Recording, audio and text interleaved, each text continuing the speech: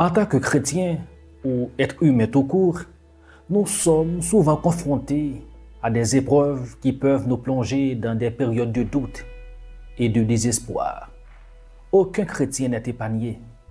Pourtant, il est essentiel de reconnaître que le découragement ne doit pas être notre état final.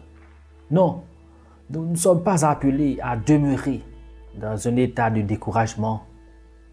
La parole de Dieu nous offre des promesses, des encouragements qui peuvent illuminer nos ténèbres et nous redonner l'espoir. Par exemple, dans Ésaïe 41, verset 10, il est dit « Ne crains rien car je suis avec toi. Ne promène pas des regards inquiets car je suis ton Dieu. Je te fortifie, je viens à ton secours. Je te soutiens de ma droite triomphante. » Bienvenue dans Je crois donc je parle. Salut mon ami, c'est Web pour Je crois donc je parle. L'heureux est pour moi le privilège de vous retrouver. Dans cette vidéo, nous allons vous fortifier, vous encourager dans le Seigneur autour de ce sujet, la foi en période d'obscurité. D'abord, parlons des différentes formes de manifestation du découragement. Le découragement peut se manifester de différentes manières. Une perte de confiance, une sensation de malchanceux, une fatigue émotionnelle ou même un sentiment d'isolement. Dans ces moments, il est facile de se laisser submerger par les pensées négatives. Dans le pire des cas, par des pensées suicidaires et de perdre de vue les vérités spirituelles. Cependant, il est crucial de se rappeler que Dieu est toujours présent, même lorsque nous avons l'impression qu'il est éloigné. Oui, Dieu est là, plus proche de nous que les sous-vêtements que nous portons. Dieu est pour nous un refuge et un appui, un secours qui ne manque jamais dans la détresse, selon Psaume 46, verset 2. Par la prière, l'étude des Écritures et d'autres habitudes spirituelles, nous pouvons retrouver notre force et notre clarté d'esprit. La Bible nous rappelle que nous ne sommes pas seuls dans nos luttes. Jésus lui-même a connu des moments de profonde douleur et ses paroles nous encouragent à porter nos fardeaux devant lui.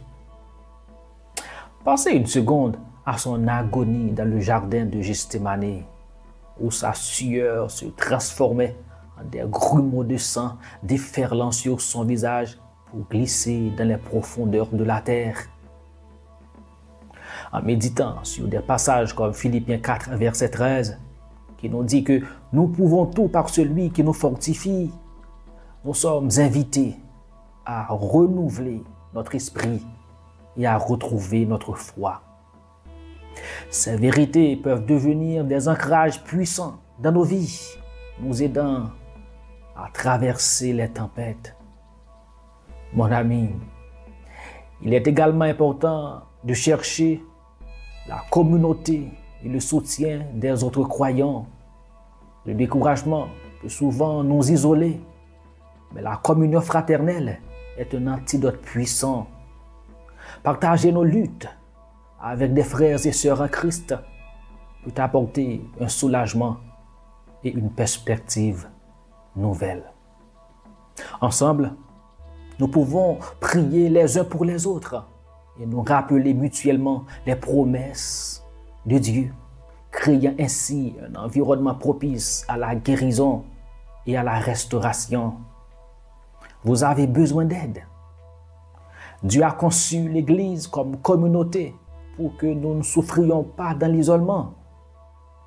C'est dans ces moments de découragement que nous devons cultiver une vie de prière constante et sincère. La prière est notre moyen de communication avec Dieu et elle nous permet de déposer nos craintes et nos inquiétudes à ses pieds. Déchargez-vous sur lui de tous vos soucis, car lui-même prend soin de vous. nous dit 1 Pierre 5, verset 7. En prenant le temps de prier régulièrement, nous ouvrons la voie à une relation plus profonde avec notre Créateur.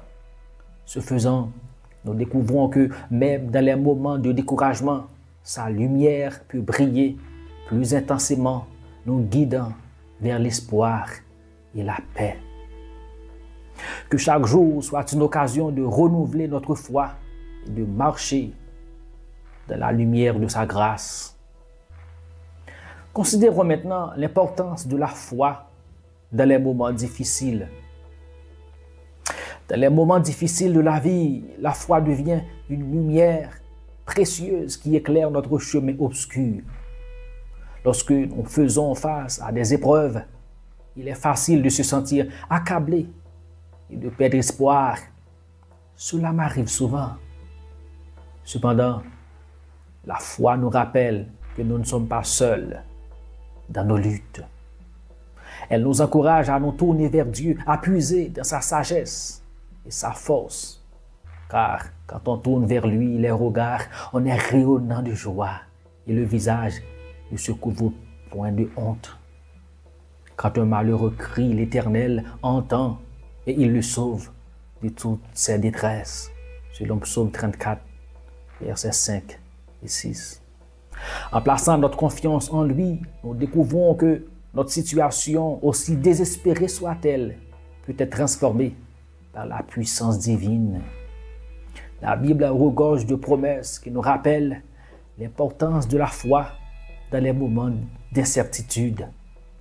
Dans Hébreux 11, verset 1er, un verset qui vous est sans doute familier, il est écrit que la foi est une ferme assurance des choses qu'on espère, une démonstration de celles qu'on ne voit pas.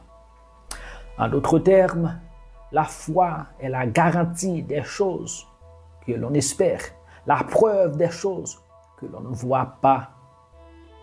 Cette définition nous invite à adopter une perspective différente face aux difficultés. Plutôt que de nous concentrer sur les obstacles, nous sommes appelés à voir au-delà, vers les promesses de Dieu. Chaque épreuve devient ainsi une opportunité de renforcer notre foi et de découvrir la fidélité de Dieu dans notre vie. La prière, quant à elle, est un outil puissant pour nourrir notre foi. Lorsque nous prions, nous ne faisons pas qu'exprimer nos préoccupations, mais nous établissons également une connexion intime avec notre Créateur. C'est dans cette communion que nous trouvons du réconfort et de la paix. C'est dans la prière que Jésus, dans son agonie à Gethsémani, a pu discerner la volonté de Dieu d'affronter la croix avec courage. La prière nous permet de déposer nos fardeaux aux pieds de Jésus, de recevoir sa paix qui surpasse toute compréhension ou intelligence et de renouveler notre foi. En cultivant une vie de prière régulière, nous développons une confiance inébranlable en Dieu, même lorsque les tempêtes de la vie font rage. Il est également essentiel de se rappeler les témoignages des autres croyants qui ont traversé des périodes de doute et de découragement. Leur expérience peut servir de source d'encouragement et de motivation pour notre propre cheminement. L'expérience des souffrances de Job depuis des milliers d'années sont pour beaucoup une source d'encouragement inépuisable. En partageant nos luttes et en écoutant comment d'autres ont surmonté leurs défis par la foi, nous renforçons notre propre conviction que Dieu est toujours présent et actif dans nos vies. Chaque récit de victoire, chaque histoire de foi devient une pierre angulaire sur laquelle nous pouvons bâtir notre propre espoir. Dieu ne gaspille aucune expérience. Il n'est pas sur le point de gaspiller la vôtre. Croyez-moi. Enfin, l'importance de la foi dans les moments difficiles réside dans sa capacité à transformer notre perspective. Au lieu de voir les défis comme des obstacles insurmontables, la foi nous aide à les percevoir comme des occasions de croissance et de transformation.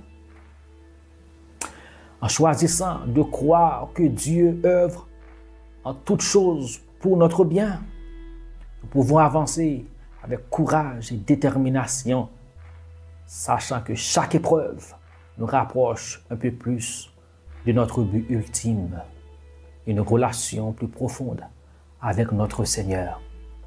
C'est en fait ça la finalité. Ainsi, dans l'obscurité, la lumière de la foi brille toujours, nous guidant vers l'espérance et la paix.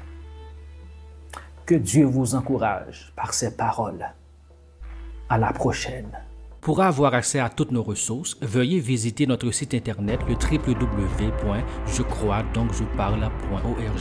Tous nos contenus sont pratiquement disponibles sur la plupart des plateformes de podcast. Vous n'avez qu'à taper « Je crois, donc je parle ». Tous nos livres sont aussi disponibles sur Amazon en version e-book, broché et relié. Merci d'intégrer notre communauté. Merci de partager et de consommer nos contenus. Que Dieu vous bénisse abondamment. Grandissons ensemble dans la grâce et la connaissance de Jésus-Christ, notre Seigneur.